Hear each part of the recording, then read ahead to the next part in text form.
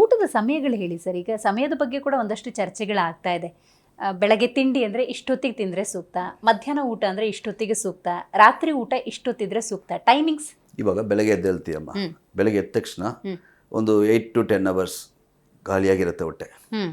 ಒಬ್ಬೊಬ್ರು coffee tea Horlicks ಕುಡಿತಾರೆ, direct ಇಲ್ಲ ಕುಡಿತಾರೆ ಬೆಳಗ್ಗೆ. ಅದು ಆ ಅಭ್ಯಾಸ ಇದ್ರೆ ಸ್ವಲ್ಪ ತಡ್ಕೋಬಹುದು. ಅಕಸ್ಮಾತ್ ನಾನು ಕಾಫಿ ಟೀ ಕುಡಿಯಲ್ಲ ಅಂತ ಅವ್ರು ಏನು ಮಾಡಬೇಕು ಅಂದರೆ 8:30 ಒಳಗೆ ಬೆಳಗ್ಗೆ ಏನೋ ಒಂದು ತಿನ್ಬಿಡ್ಬೇಕಮ್ಮ, ಬಿಫೋರ್ 8:30. ಅಕಸ್ಮಾತ್ ಕಾಫಿ ಕುಡ್ತೀವಿ, ಒಬ್ಬೊಬ್ರು ಕಾಫಿ ಕುಡಿಯುವಾಗ ರಸ್ಕ್ ತಿಂತಾರೆ, ಬಿಸ್ಕೆಟ್ ತಿಂತಾರೆ, ಇಂಥವ್ರು ಬಂದು 9:30 ತಗೋಬೋದು. ಬಟ್ ಎಂಟಿ ಸ್ಟಮಕಲ್ಲೇ ಇರೋರು ಬಂದ್ಬಿಟ್ಟು 8:30 ತಗೋಬೇಕು. ಮಧ್ಯಾಹ್ನ ಊಟ ನೋಡಿದ್ರೆ 2 o'clock maximum, 1 to 2 maximum. Evening ನೋಡಿದ್ರೆ ಮ್ಯಾಕ್ಸಿಮಮ್ 8:30 ಅದಕ್ಕೆ ಮೇಲೆ ಹೋಗಬಾರ್ದು. 8 to 8:30 ಈವ್ನಿಂಗ್ ನೈಟಲ್ಲಿ ಡಿನ್ನರ್ ಮುಗಿಸ್ಬಿಟ್ಟು ಒಂದು 1 hour ಆದಮೇಲೆ ಮಲಗೋದು ಏನು ಮಾಡ್ಕೋಬೋದು. ಇವಾಗ ಬೆಡ್ಡಲ್ಲೇ ಕೂತ್ಕೊಂಡು ತಿಂತಾ ಮಲಗ್ಬಿಡ್ತಾರೆ. ಹೌದು. ಆ ಕೂತ್ಕೊಳ್ಳೋ ಪೋಸ್ಚರ್ ಹೇಳಿ ಸರ್, ಅದ್ರ ಬಗ್ಗೆ ಕೂಡ ಬಹಳಷ್ಟು ಚರ್ಚೆ ಆಗುತ್ತೆ. ಊಟ ಮಾಡಬೇಕಾದ್ರೆ ಹೇಗೆ ಕೂತ್ಕೊಂಡು ತಿನ್ಬೇಕು ನಾವು? ಅದು ಬಂದ್ಬಿಟ್ಟು ಇವಾಗೆಲ್ಲ ಏನು ಹೇಳೋಕ್ಕಾಗಲ್ಲ. ಊಟ ಕೂತ್ಕೊಳ್ಳೋ ಕೆಳಗೆ ಬಂದು ಕಾಲು ಕ್ಲೀನಾಗಿ ಹಾಕ್ಕೊಂಡು ಆರಾಮಾಗಿ ಕೂತ್ಕೊಂಡು ತಿನ್ಬೋದು. ಸರಿ, ಟೇಬಲಲ್ಲಿ ತಿಂತಾರೆ, ಇವಾಗ ಏನು ತೊಂದರೆ ಇಲ್ಲ. ಟೇಬಲಲ್ಲಿ ಬಂದ್ಬಿಟ್ಟು ತಿನ್ನೋವಾಗ ಊಟದ ಮೇಲೆ ಮಾತ್ರ ಕಾನ್ಸಂಟ್ರೇಷನ್ ಮಾಡಬೇಕಮ್ಮ, ಇಟ್ಕೊಳ್ತಾರೆ.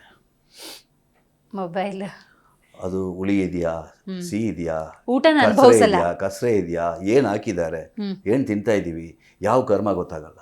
ಆದರೆ ತಿಂತೀನಿ ಕೇಳಿದ್ರೆ ಬಿಸಿ, ಆಫೀಸಲ್ಲಿ ಮೀಟಿಂಗ್, ಹಿಂಗಿದ್ರೆ ಹೆಂಗಮ್ಮ ಊಟ ಬಂದ್ಬಿಟ್ಟು ನಮಗೆ ಮೈಕಿದು ತಾಕತ್ ಬರುತ್ತೆ, ಇಮ್ಯುನಿಟಿ ಕೊಡುತ್ತೆ. ಅದು ಏನೋ ಒಂದು ಕೆಲಸ ಮಾಡಬೇಕು ಅಂತ ತಿಂತಾ ಇದೆಯಾ.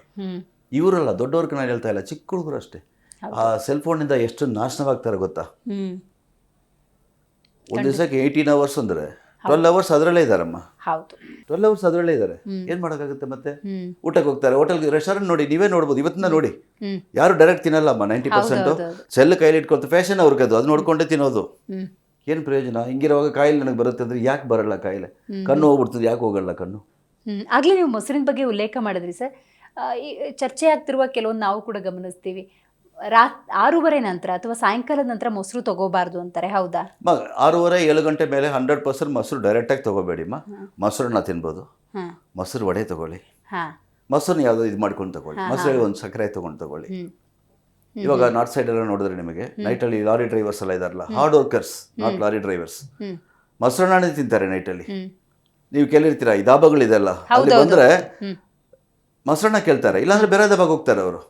ಅದಕ್ಕೆ ಎಲ್ಲ ದಾಬದಲ್ಲಿ ನೋಡಿದ್ರೆ ನಾನು ನೋಡಿದ್ದೀನಿ ಕರ್ನಾಟಕದಲ್ಲಿ, ಈ ಕಡೆ ಎಲ್ಲ ಹೋದ್ರೆ ಮೊಸರನ್ನ ಕೊಡ್ತಾರೆ. ನಾನೇ ಯೋಚನೆ, ಯಾಕಂದ್ರೆ ಅವ್ರಿಗೆ ಅಷ್ಟು ತಾಕತ್ತಮ್ಮ, ಅದು ಅಷ್ಟು ತಾಕತ್ತು ನೈಟ್ ಮೊಸರನ್ನ. ನಮ್ಮವರು ಮೊಸರನ್ನ ಚಳಿ ಆಗುತ್ತೆ, ಮಕ್ಳಿಗೆ ರೂಢಿ ಮಾಡ್ತಾ ಇಲ್ಲಮ್ಮ. ಅವರು ಮೊಸರು ತಿಂದರೆ ಚಳಿ ಹಿಡಿಯುತ್ತೆ, ಗಂಟ್ಲು ನೋವು ಬರುತ್ತೆ ಅಂತ. ಮೊಸರು ಎಷ್ಟು ಒಳ್ಳೆ ವಿಷಯ ಅಮ್ಮ, ಅದನ್ನು ಇವತ್ತಿಂದ ದಯವಿಟ್ಟು ಮಾಡಿ.